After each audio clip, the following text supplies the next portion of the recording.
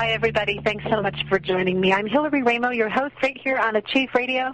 Today, for the next hour, we're going to be talking about some very wonderful things. It's our monthly Goddess Show with Rashmi Khilnani, and she's joining me and all of us together today on a very special day here in the United States. It's Thanksgiving, the Day of Gratitude. This show is going to be launched on very fertile soil, so we are going to be discussing the goddess and the comet Ison. Now, the show is being recorded on the 21st, which is an interesting day. To validate Ison's association with Isis, scientists have stated that the comet will pass less than 1 degree north of the fixed star Spica in the constellation Virgo this morning on November 21st, 2013. The ancient Egyptians associated Isis with Spica, and November 21st is the date of the heliocentric Uranus-Pluto square, according to astrologers. Spica is a bright blue star located in the hand of the Virgin Priestess. Often referred to as a wheat chef, it is related to abundance and the receiving of gifts. So Spica itself is a gift, and so we are being gifted with the presence of the comet coming into our awareness, into our consciousness, and Rashmi and I will be talking about what this means. We'll be channeling some messages, and we'll be spreading the goddess love. And for those of you who are new to our monthly show or have joined us before, you can go to her website and follow along. It's Rashmi Khilnani, RashmiKhilnani. There is also a link right here on my homepage here on Achieve Radio, so you can go to that as well, and you can click on that and find her website. She was born in India. She spent a lot of time traveling the world. She's written some incredible books. She's a channel. There's a lot of really great bio. There's a very long bio on her website. She's a modern-day mystic. She teaches and practices several healing modalities and has taught Reiki Masters, doctors, scientists, and people from all walks of life the secrets of the mystery school teachings. And she is a global metaphysical teacher, urban shaman, international lecturer, artist, seminar leader, and TV personality. She's written so many wonderful books, but the one that we're going to be connecting today with mostly is The Divine Mother Speaks, The Healing of the Human Heart. And you can go to her website and you can find the books. There's a series of 3 that I've had the wonderful opportunity of reading through. Buddha Speaks, Shiva Speaks, and The Divine Mother Speaks. And The Divine Mother Speaks book will be mostly what we'll be touching on today with the Comet Ison and the monthly goddess messages and healing of the human heart and why that's so important. So welcome, Rashmi. Thank you for joining me all the way from London for our monthly show. Welcome back. Thank you, Hillary. A big hello from London. And what an exciting time to be alive, to be on planet Earth, and to be here to witness this the reemergence of the Isis energy, which is isness, and this comet is, turn that isness on.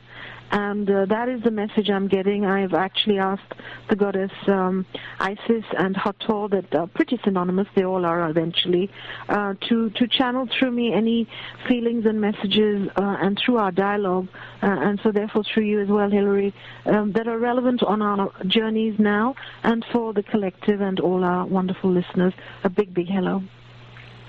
Well, I'm so excited about doing this show with you. We missed last month. We had some scheduling conflicts. We just couldn't do the show, but that's okay because this show is going to hold so much energy and so much impactful download information that it's good enough for 2 months. That's how I see it. So I'm really excited about you being here and for everybody joining us. And if you're listening to this as an archive because you've enjoyed your holiday, I just want to send all my wonderful listeners a very, very beautiful blessing for an incredibly wonderful holiday with your families, and I hope you've had a great chance to reconnect and celebrate the circle of family and love and healing and how that moves through our families. And so, when I think of the healing of the human heart, one of the things that comes through immediately is how we connect with other people, our relations, and how we associate ourselves with our friends and our colleagues and our families and our partners and our children and the elders and all of those different dynamical kind of relationships that we have, and how the human heart really has a wonderful way to adapt and transform to each relation as you go through. Even when you meet a stranger, you have a moment to be in the human heart and to allow the Divine Mother to speak through and to have a really, a special holy moment, even if it's just instant, kind of moving on in the flow of things. But a perfect example of that is when I was traveling recently. I was coming back from Tenashkada in New Mexico. I was there for a retreat. And I came back through the airport, and I had a kind of a redirection from Albuquerque to Las Vegas, Nevada, before I flew back to New York. And as I sat there, I had about 5 hours to sit there, and it was quite interesting because all of a sudden I started to talk to everybody sitting around me, and I had this wonderful conversation with this gentleman and also this elderly woman, and it really was a heart-to-heart connection, and I found out some incredible things about the people that I was talking to, and it was quite wonderful and very innocent and very pure, and it made me really appreciate these moments and how sometimes we tend to cut ourselves off from that and not allow ourselves that kind of connection for whatever reason. And we miss out on some extraordinary moments where we have the opportunity to pull in this grander synchronistic type energy that really is who we really are as human beings, and, flow through that so that we can then have that kind of cosmic connection with people that illuminates our minds and opens our hearts and shares that kind of love.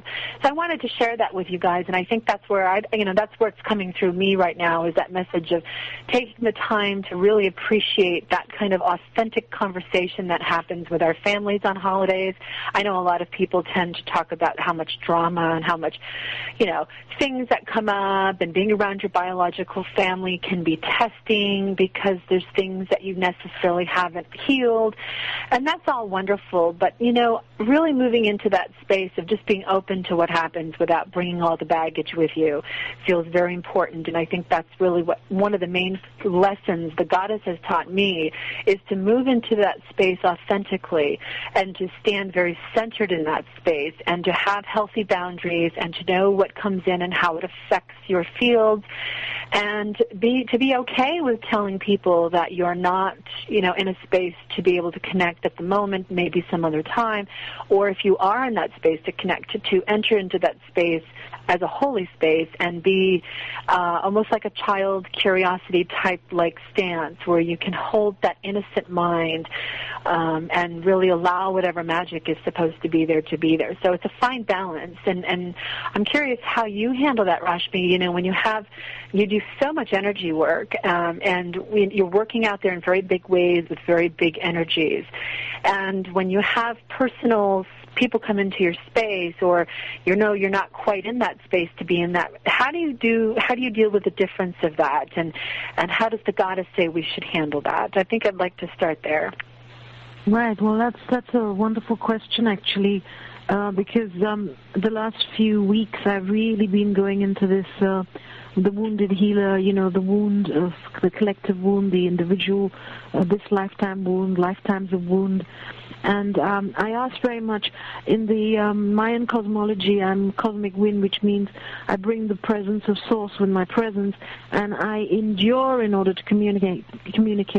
This is not just normal communication, but communication on radio, through the books and through the healing and so on, and through teaching and learning. And I ask now that be released, and that my bridging of 3D and the higher frequency, call it 5D or whatever, these are just names, but that space of here and now, the isness, the beingness as opposed to doingness, I ask for that, the matrix part now to really be released. So this, I endure to communicate, to be released, I communicate from my Goddess presence, which is human, which is grounded, which feels her feelings, but at the same time has this balance. And as a result, I've been through quite a few lessons, and last night there was this mouse in my room, and this drama's gone on in my hotel, and the Divine has me, as in my higher self, and I have myself, living in hotels now for years, coming out of this matrix in a way, and yet interfacing with it and acting as this bridge, but now realizing that the time has come for some of us to just hold frequency, that I no longer need to resonate to those drama frequencies as much. And within that, it sometimes does appear as though our goddess nature is going through a drama, except that it's a much more, do you get what I'm saying, Hillary? It's much more detached. It's a much more being the observer at the same time, and ultimately knowing that whatever you have to let go of, whatever you have, today I almost reached a point where once again there would be no home, and, at the moment the American door is closed, and so is the Indian, because right now it's this moment of now, and it's London and morphogenic world, including the rats and the mice of London and whatever it is. So, and I was very open to the fact that I might not be at this show tonight. But, it's just incredible by just going with the flow. And I had one of my colleagues who's an energy healer come instead of canceling the session, and my intention for today was whatever's stopping success, and this isn't 3D success. This is that success of being who one is, really having the guts to shine forth, and therefore helping others to have the permission to now switch on. And so she came over, and literally like 5 minutes before you called, I was ready. I've been able to release this matrix energy now, and that doesn't mean that I'm going to suddenly go off in a puff of smoke or anything like that. As none of us are, we're grounding this light, and that's what this comet is. I really feel showing us. How do you feel about what I'm saying? Because it's really, really deep. Well, I have chicken skin, and I'm resonating to it very, very good, very well. And I'm sure everybody listening is as well, and we can all relate to this. And I love the fact that you're sharing that, because as a very powerful healer, someone who works with these very morphogenic fields, these large fields, it's good to know you're human and that you have problems too, and that there are things that come to mice, rats. It's interesting that you say that, because when I arrived at Tanashkada a couple of weeks ago, there was a rat who was building a nest in their car, so they had to leave the hood of the engine open and a light on, and every day we would wake up and we would find dried pieces of poop and other things in the engine, trying really diligently to come in and build this nest. And one night I had a dream. And I was standing in the garage, and I saw the rat, and I talked to the rat, and I said, honey, it's really better for you if you move on and build your nest elsewhere, because you're just not going to complete this mission of yours, building this nest in our engine. So you just might as well go find some place before the weather gets in. And the rat looks at me, and you know what? It didn't come back after that, and I shared that dream with everybody when I woke up the next day. That's exactly what I said today. I said, whichever mice are here, please leave my field. I love you. I honor you. I understand that you love the energy in this space here. All animals do. I have these little baby fox meet me in the side streets of London like little pet dogs. And I said, but it's time for you to go now. And with love and honor and respect, I ask you to leave the space, with love and energy. And they will. And so this is an interesting lesson for people, because you really, when you talk about, and this happens a lot in the New Age community, we hear people say this phrase a lot: I don't like that person's energy, so I don't want to be around them, and they close themselves off to them. And as a teacher myself, as a Reiki master, as somebody who works out in the world, and I have worked with clients for over 25 years now, and this has been an ongoing thing. I see it a lot. And one of the things I'd like to address within this sacred space that we are creating within this goddess portal is to release that. Because it's not so much about saying, I don't want you around, I don't like to be in your space. It's about lovingly and gently and compassionately setting boundaries and then taking a look at why this person aggravates you so much, why does this person trigger your buttons, and then doing the work, whether it's privately or with a confidant or with your inner, or if it's with somebody or a group that you work with in that sense. But it's important to work through the energy so that you can see why this is happening to you, and not so much about pointing fingers and blame, blame, blame, blame. That's old world energy, and that is what the goddess is trying to tell us to let go of so that we can heal. I just want to read something off of your website for listeners about your book, The Divine Mother Speaks, and this is really wonderful, and I think this really sums up what we're talking about, and says, the wisdom teachings of all time made simple. Egyptian mystery school decoded and brought to your doorstep. The Divine Mother Speaks powerfully, elegantly, and bestows an ocean of benediction and grace through this powerful yet simple material. The sacred marriage of the Divine Mother and Father energies and the application of Egyptian alchemy for the balancing and marrying of your male and female energies within and without, and also for the balancing of the right and left hemispheres of the human brain and the brain of Gaia herself to come into greater balance and groundedness as you literally are becoming a body of light grounded on earth here now in this amazing time to come. Now, when I read that, what that speaks to me of is, a lot of my work over the years have been talking about the divine male, the divine female energies.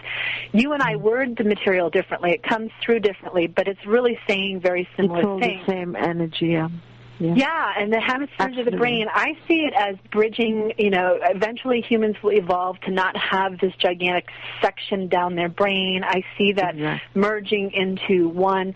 And so when we talk about goddess energies, when we talk about comets coming in, people say, well, that's kind of like you can attach a message to anything in nature and make it whatever you want. And how do we know that that's, the heart, because people are so used to the hardcore, factual, linear research, the facts, the indoctrination that we kind of get through school. Well, that's because we're not moving into that. We're moving out of that in a lot of ways, and that's why we're seeing so many new people kind of emerge onto the field of this to talk about it, to share about it. It's becoming a personal, interactive type of energy. It's not something that you have to necessarily go to somebody else for to experience. We're talking about making people go out into nature to have their own experiences with the plant realms and the teachers that exist in nature, and being able to transmute that and translate that into their own story and however they want to, put that out into the world creatively, whichever way they choose to do that. So don't you feel we're moving into more of a personal, God direct type relationship where we heal these dualities, we take the mother and father, we heal our issues with these things, we marry them together, we create the divine child, and we go back to the unpolluted state of mind of a child to have our epiphanies and have our creative outlets. How does that feel to you? Beautiful. That sums it up beautifully. So it's really important for everybody to connect to this vertical plane now, which is talked a lot about in the Divine Mother Speaks, the pranic tube connecting all the chakras in a straight line down to the center of the earth and up into the galactic core. However you see that, it could go just up to the soul star chakra, which is, about a foot above your head. It depends on each individual, and just even a little bit, like a couple of feet underground, from your root down into the earth, so that you ground yourself. And that vertical plane is everything. That's the stabilizing in chaos energy. And how do you access that? If you put your index finger and thumb together, that's the chin mudra. That means you're taking away your attention from the outside, the five senses and the sixth and the seventh sense even, and going into the void within, which is silent, which is empty, which is the nothingness energy. And from that space, you just have the attention and intention on sending down and sending up, connecting heart to heart to heart, earth, self, cosmos, and then you come into that oneness energy. So this is within oneself. This has got nothing to do with any outer teacher, that the outer teacher can be a trigger, or the outer relationship could be a trigger, or a book could be a trigger, or a workshop could be a trigger. But this becoming into our own empowerment now, and realizing the male and female is within each and every one of us, and that this alchemy is up to us. And how do we come to this alchemy? This alchemy is not just some highfalutin word for some magicians out there anymore. Each and every one of us, our DNA is reactivating from 2 to 12. The junk DNA is in junk. It's actual DNA that's reigniting now. The encodings are firing within us and without us. These outer things like the comets and the stars and the cosmology and astrology is all showing us an outer aspect of that which is within. It is within. That is the root of where it's at, and it's within this void energy. So becoming okay with being quiet and slowing down and breathing and being with nature, as Hillary has so beautifully shared, which then connects us to the elementals and now, the mermaids and so many magical beings, etheric beings will reveal themselves. And some people will freak out because they didn't make the time to just slow down. And it doesn't matter if you didn't or aren't doing it now. You can begin, and that's that isness energy, to just be. You don't have to do anything. It doesn't have to be a big effort anymore. That's the Piscean receding energy.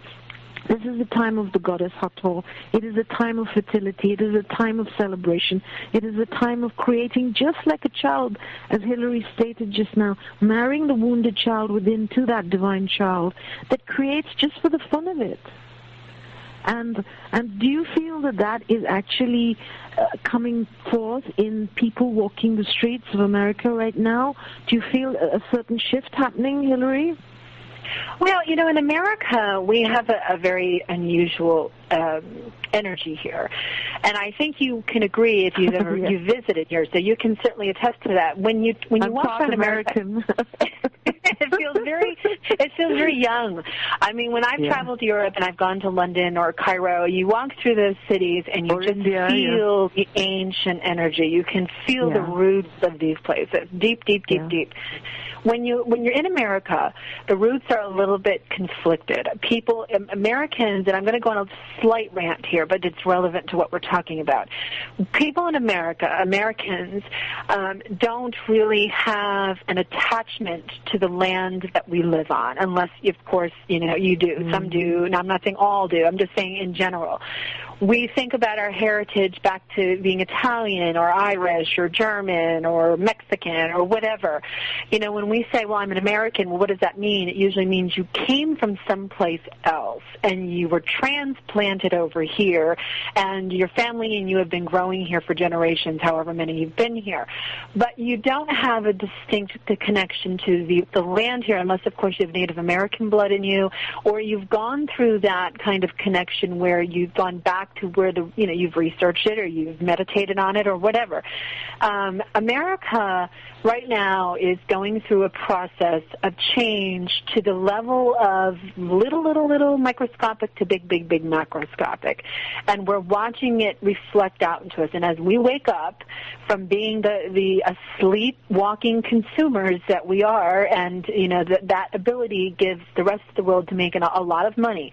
It's like a cog in the wheel when Americans start to wake up and not go out every day, obsessively trying to collect and gather as much materialistic things as they possibly can, or compare themselves to the Joneses, or, try to seek this unbelievable wealth that, the American, quote, dream offers. But really what happens is you get stuck in a cycle of debt.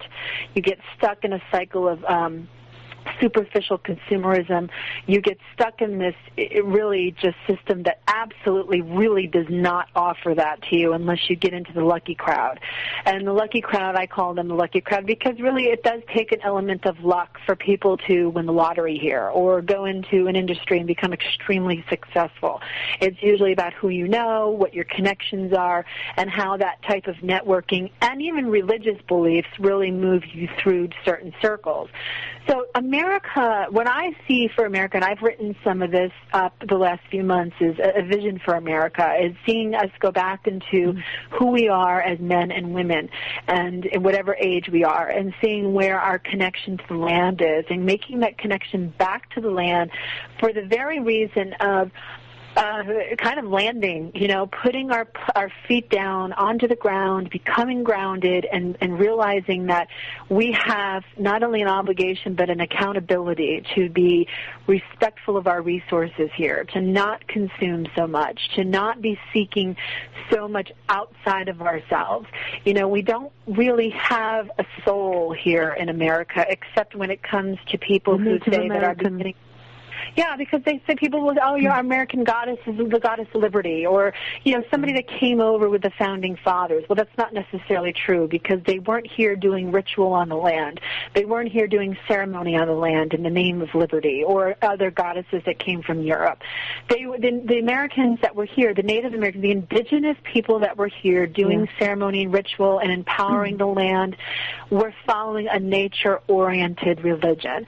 So that has soaked into the ground, and it's just waiting for us to really reawaken that within ourselves so that we can connect. And I think once we do that, we will find that what grows out of the land then belongs to us, and we can move into a different kind of ownership of who we are, and who we are as community, who we are as a country, who we are as a family, who we are as a relationship, who we are as friends.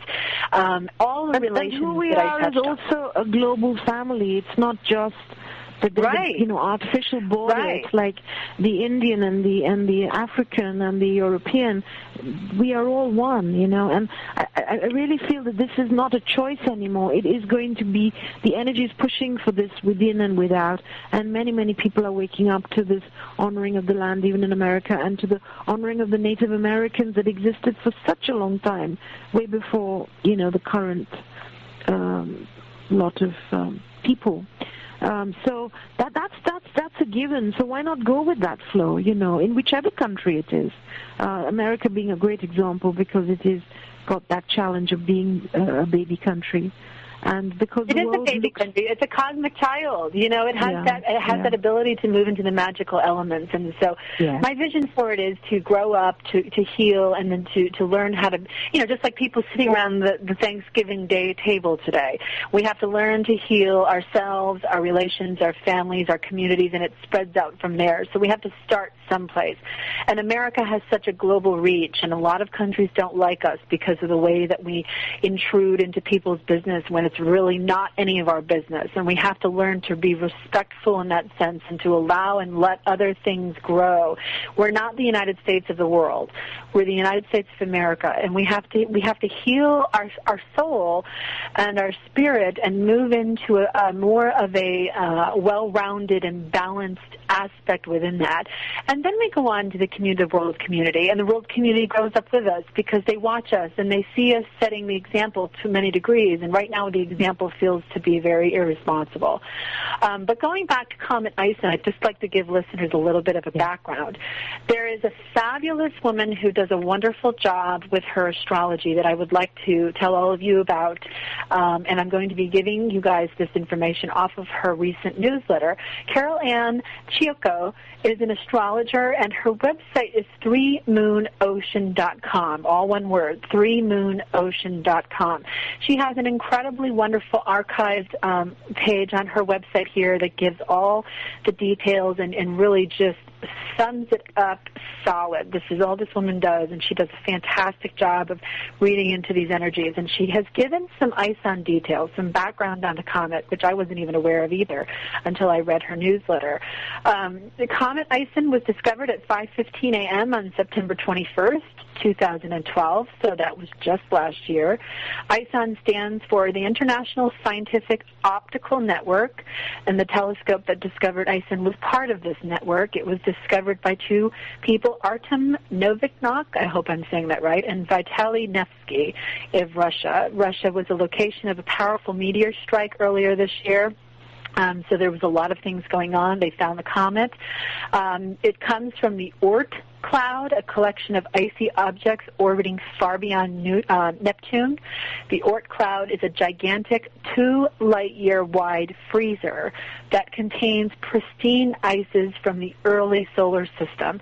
It is located about 50,000 times farther away from the sun than Earth, and scientists estimate that Comet Ison began its journey from the Oort cloud about 10,000 years ago.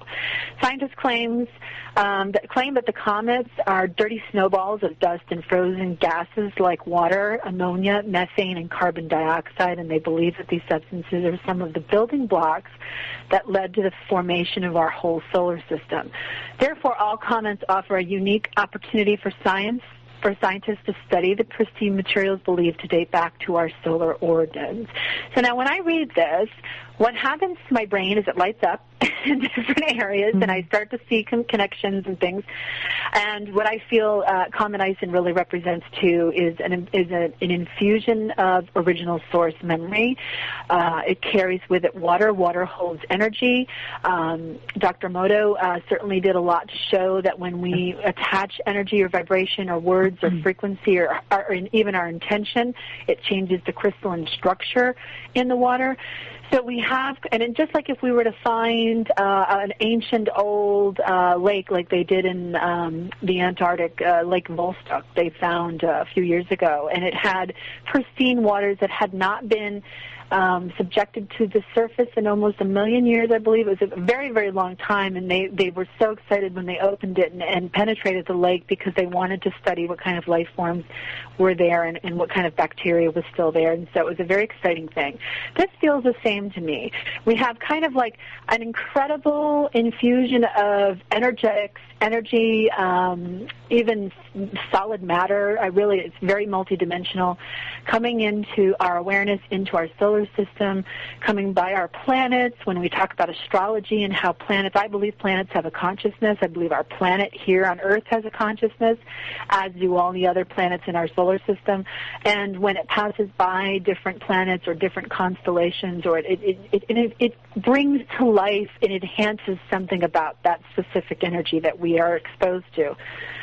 So we have this really pristine piece of information, because water holds information. Water holds a record coming from this galactic freezer, where some of the very, very original origin type of molecules and life forms that were there when the solar system formed are streaking through our awareness, our solar system, because it's all connected. So that's how I see it. How about you? Yeah, this water is also the emotional body, the feeling body, and the whole of this ascension process that humanity is going through now into higher frequency can only be accessed through the feeling body. It can't really be accessed through the intellectual body. I mean, you can begin there, but the spiritual body and the feeling body are very connected. So the whole of the book, The Divine Mother Speaks, the Goddess Hator, is talking about healing is feeling, and feeling our feelings, but then finding that balance, and also seeking the alchemy, which is to see the higher reason why something is happening, rather than to go into the old paradigm, which is shame, blame, victimhood, and so on, to feel one's way through that, through the intuition, through that holding energy, allowing energy, embracing energy, feeling energy, which is all to do with water. And interestingly enough, recently they've done quite a lot of research on these mermaids and mermen that they found under the ocean. And so many of these things will come to light in the time to come, of these etheric realms and many other beings and a whole civilization underwater and under the earth that currently we don't believe in, But as we expand our consciousness, then we will be able to tune into those frequencies. So it's a very expansive energy. And of course, our earth is covered more with the energy of water than landmass. So this is the feminine energy of the goddess. It's very much to do with water, and it's to do with flexibility and flowing like water, rather than the 3D paradigms which we're leaving now, which are rigid, which are fixed, which are intellectual, which are based on knowledge and research and all the rest of it, which is totally fine, but and are based on theories of fixed realities and linear ways of doing and being and achieving from point A to point B. The divine child isn't into that energy of reaching a goal for the goal's sake. It understands it's all play, and it's malleable, and it's not fixed, and it's ultimately not even real. It's all a make-believe hologram that can be created into whatever we wish it to be. But the new frequency is this heart frequency, which is this oneness energy, which is so much about seeing the other as ourselves and seeing the bigger picture, and seeing, as Hillary said earlier, why is this happening, instead of going into that victimhood or guilt or, it's all happening on the outside in, to go within and look at what the lesson is for us. And as that alchemy occurs within us, through the feeling body, which is water. 90% of us is water. That is the energy, and our bodies are, infusing with this light energy, which is the photonic energy, but that's infusing into our human bodies, which are 90% water. So this is the marriage of heaven on earth. How does that feel, Hillary? Oh, it feels amazing. I'm tingling. It's glowing over here. It's wonderful. I'm channeling Isis. I was just thinking how much I adore you, and I love doing these shows with you, because I walk away from talking to you for an hour, and I am lit up, and I'm inspired, and I am encouraged to go create something of beauty, whether it's writing something or talking about things that I think are beautiful, whatever it is. And so those are the kind of relationships I'm interested in right now. Those are the ones that I treasure beyond anything, because the challenges are great, the testing is great, it's all necessary, but what I really love and I really want to focus on attracting into my life is these kinds of give and take, co-creative type conversations where nobody's teaching necessarily, but we're teaching together, because we're absolutely just purely navigating back and forth innocently with these ping pong type with intuition, with intuition, and with this energy where actually as I speak I learn, because I literally don't know what's going to come through. That doesn't mean I'm in some sort of trance state, but I'm literally bringing it forth in the moment. And that was the lesson of the last few weeks and days, which is just totally that little percentage that I had left in the matrix, which is matreka, which is to do with the word. When we speak the language, we get caught in this web of the matrix, and it's all okay if we realize it's like a spider's web, and we can enjoy it and play with it. But the whole thing was to just take a step back from that and observe the whole thing, and realize that it is a flow, and as in that moment I will be given the knowledge I need, if I'm not meant to stay here, in the next moment to have that trust as well. That brings in that energy of water, the goddess energy, is this trust thing, which I've really been working on, that little part which doesn't trust, because I jump off cliff after cliff. But there's still that part in us, because we're still, releasing that 3D mesh that we either took on to create the bridge, or whatever the reasons were. We've been in it in a long, long time. It's not that easy to let that trust come through again. But the child does trust until it learns distrust through conditioning. And that trust energy is that, I literally said, oh my God, I'm not going to research this thing. And I did look it up on the web a little bit. And it's very interesting, but I want to go into the within on this.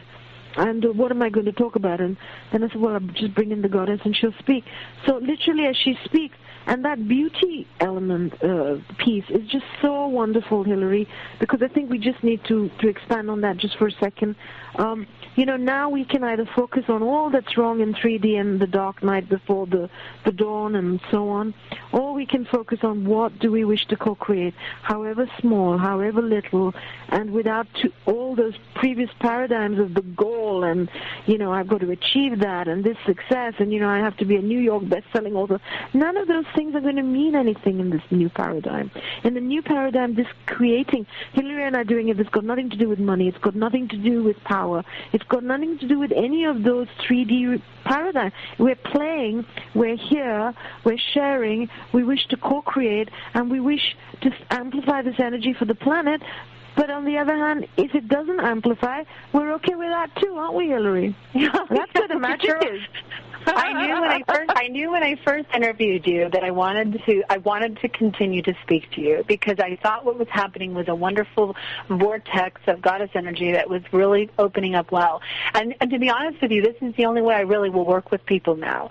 I don't really bring people on my show anymore that it's a typical interview. It's got to be co-creative. We work together. Yeah. It's not one person on a pedestal while the other person, it has, and I feel that this is really what's happening. I wanted to share this with you guys.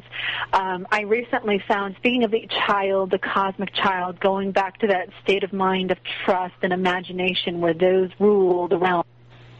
I had recently come in contact with a book, the Codex Seraphinius, and it was written by Luigi Serafini during 30 months from 1976 to 1978, and the book is approximately 360 pages long, depending on which edition, and it's written in a strange, generally unintelligible alphabet. But what it is an encyclopedia of a world, going through the biology, the physics, the plant kingdom, the human kingdom, the architecture, all kinds of things, and it's a completely made-up type of a world. And his whole purpose of doing this was to get people to look at it, to read through it, and to have to go back to that state of mind of a child before you knew how to read, before you had any kind of real book knowledge in your brain, and you couldn't understand language, and you were, going through a world where you didn't have that influx of information. So, and we have every single human being on this planet at some point have been in that state of mind. So I found one of the original French collector's edition. I ordered the book. It's one of the most expensive books I've ever bought. And when I opened it up, and I've been working in it in a meditative state and just in a casual state and going through it and flipping through the pictures and letting my mind get used to going back to that place where I don't have any idea what it means. Even the illustrations in the book are totally unusual and very, very special, but different. So your brain has to kind of reconfigure the way that it takes in the information, and it's been fascinating. What this has led me to is the Voynich manuscript, which is a whole other book. And it's a book that was discovered in a castle in France, and it has an unknown author, and it's written in an unknown language. It's been studied indefinitely since it was found in 1912. And I went to see it at Yale University on Tuesday of this week, and I got to experience the book firsthand, touch it, hug it, practically wanted to just love it to death and take it out of the library with me. It was very, very magical. But what I have learned from all of this, and I'm writing an article, by the way, so people can go to my website. They can also go to my blog. I'll be publishing it in French, but I'll be publishing the English translation version on my blog. Anyhow, so the whole experience of this has brought me back to that state of mind of the child, and the practice of the codex and looking through this and just musing on it and just allowing myself to go into that. I mean, how many people do that in the later years of their life, actually make the actual intent to untrain their mind into the world of understanding and language and knowledge and all of this other stuff, to go back to that state of being where they can just have fun and play and imagine and then have all these different things open up for them. And so that's what's been happening. It's been quite interesting. And that's all I really want to do now is just focus on this. And when I went to see the Voynich manuscript at Yale, I didn't want to read anybody else's theories. I don't want to read anybody else's theories until I write this article myself. And then I'll go back and compare and see what other people thought about this book, because I want to have an untainted filter. I just want my intuition, my child imagination, and write the article from that space and let whatever comes through comes through. And that's exactly what we've been talking about this hour, how people are going to move into that state, move into the heart space, move into their own space. That's where the magic is. That's where let the magic come through, Yeah, and that's where we can come out of this gut-wrenching, because the more you look at the outer world, the more it's just like this. It's a collapse. It's a destruction of that which is the lower for the higher frequencies to come through. They can't be built on top of that. They have to literally sort of come to zero within us, and then it's literally like switching another channel on a TV screen, or what are those boards called that you shake them up and then you create a new with those little roller things? You mean like a snow globe or something? You get I don't know. I'm not sure what the kids have them, and they make lines, and they've got these two knobs on each side, and then you make a picture, and then you just shake it. The Etch-a-Sketch. The Etch-a-Sketch. Etch-a-Sketch, that's the one. Yes. And so it's a bit like that. You've got to erase the previous frequency, and if we do that, if we have the courage to do that, the trust to do that, moment to moment, it's not one big swoop, it's just moment to moment, taking a breath, connecting to the within, connecting to that empty space, connecting to being, allowing that being okay to feel freaked out, not to be busy, not to be doing, not to be, appearing to be all the things that 3D reality expects us. And then that aha moment in that, just as Hillary has done by going into the desert now and making that time to just be with the elements, to be with herself, to be quiet, to unplug from the gizmos, to an extent that's larger than when she's at home. So when we do that, then, you just come back more than rejuvenated, and everything becomes so effortless and easy, and it's even beyond effortless and easy. It's just like moment to moment, you're in the space, and there's nothing to worry about, which brings us to this comfort, that many of us have, where we can open the door, but you can't get people out of their suffering. They have to get themselves out of their suffering, and most people want to stay in their suffering because that's what we know. And so how do you feel about that, Hillary? On the subject I think you hit a really good topic. Yeah, well, we're talking about the Divine Mother Speaks, the healing of the human heart, the goddess Isis, the comet. We're talking about all of these things, but we're also talking about communication, and we're talking about how people come from either their wounds when they talk, or they come from their heart space. And if your wounds are in your heart space, you have to be extra diligent to make sure you're not speaking from the woundage in your heart space, but you're speaking from that whole, healed, integrated place. You can have scars on your body where you can run your hand over the scar and remember the experience and not lose the lesson, but you don't need to come from the woundage. It's not an open, seeping wound anymore. It's healed, and the scar that's left gives you the reminder of the experience, and you have moved on from it. So it's really important. And as I'm looking at your website again, The Divine Mother Speaks, the Healing of the Human Heart description of the book, this paragraph jumped off at me as you were talking just now. And it says, an extensive, in-depth, simple understanding of universal life force energy in its multifaceted forms, the energy of love. The elements and the primordial energies of the universe made simple for you to use in becoming conscious co-creators in this time of bringing and becoming heaven on earth. So that's, to me, what that means is basically we're learning how to love again. We have, and love is trust. I think the most incredible thing for someone to say to another human being is not necessarily I love you, but I trust you. I trust you moves you into a different kind of creating space. When with the child, you hit it right on the head when you say the child trusts 100% until it learns to distrust.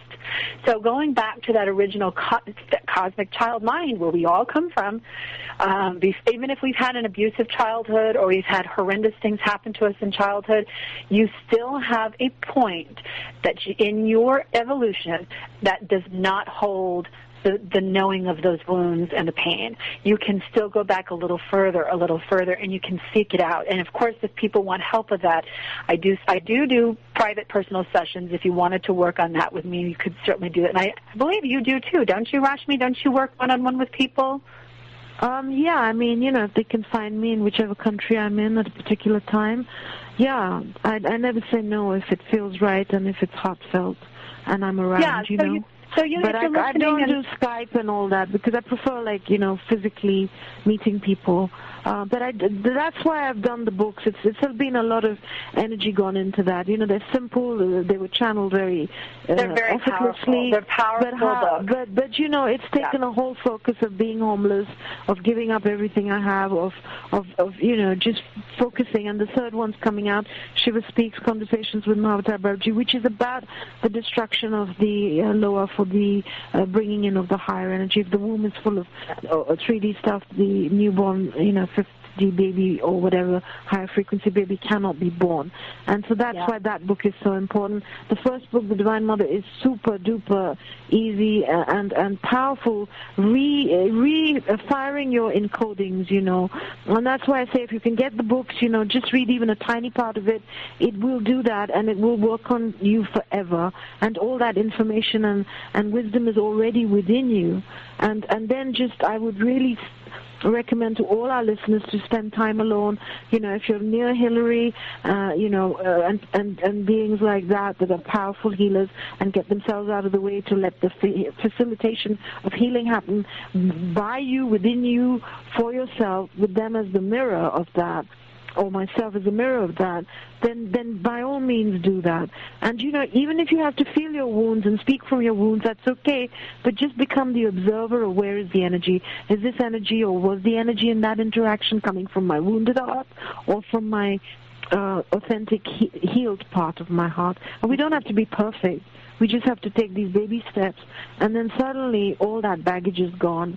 And, the child just, we're back to that innocence of that child that definitely trusts, that is ever creative, that is ever flowing, that is ever abundant, that will share everything, that will cry if it needs to cry, and will be happy the next moment. It'll feel its feelings. I'm sorry.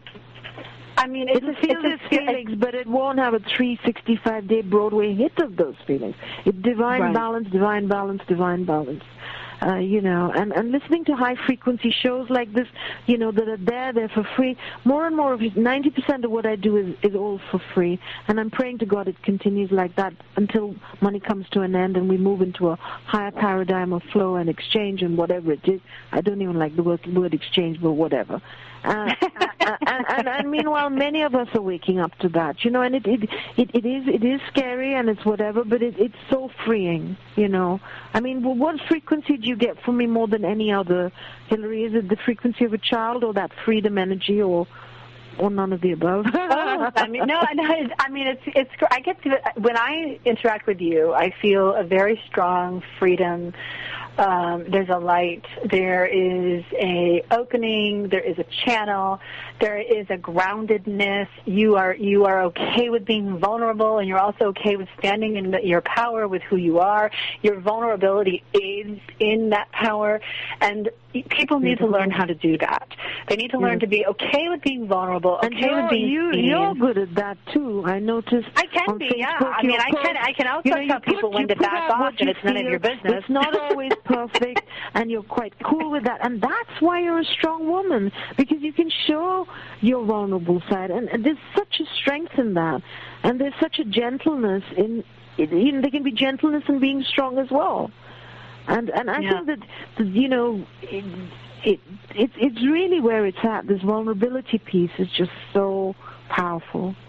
What I've learned, too, is to also, be respectful of when people are in that state of vulnerability, not to attack them or to charge at them. Yeah. And that's something that humanity, I think, needs to heal in general on a large scale, is that, just being vulnerable is not a weakness, and people are used to vulnerability being a weakness and then using it as an opportunity to go in and stir their finger around and stab it or pour some salt in it or bring up all the stuff they hate about you. Or they can use it as an opportunity to bring beauty and growth and truth and love into it, and just respect the other person's journey. It's not about fixing. We are not fixers. We do not have to go into somebody's space and fix them or fix everything that's wrong with them or try to track what's wrong with them, especially if we don't have permission to do that. I just think it's really important to remind people that when you're doing this kind of sacred space with people, you have vulnerability. It's new. Some people, it's new for them. It's new to open up. It takes trust to open up into that space.